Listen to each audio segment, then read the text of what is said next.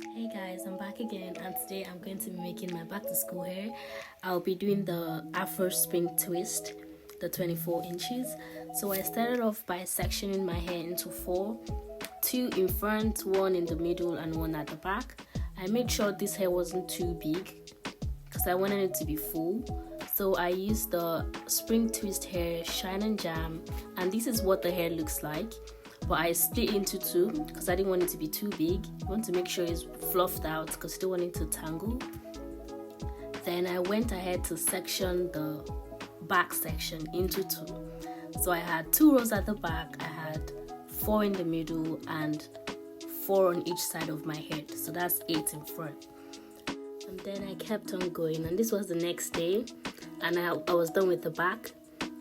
So basically, you want to start by braiding the hair before you twist.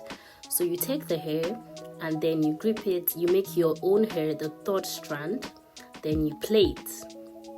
You keep plaiting for up to 5 times.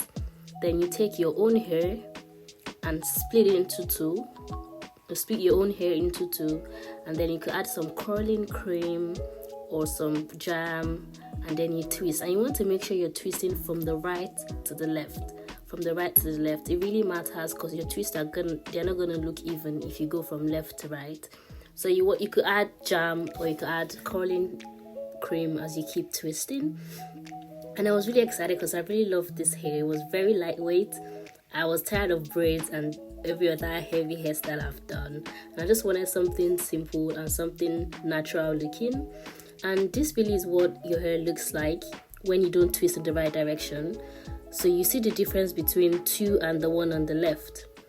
Then I added some mousse to my hair. I make sure to put a lot because it helps the hair to stay down and my hair is not showing out of the afro hair I used.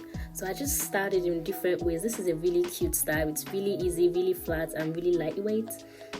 And so yes, thank you guys for watching. I'll see you again next time. Goodbye.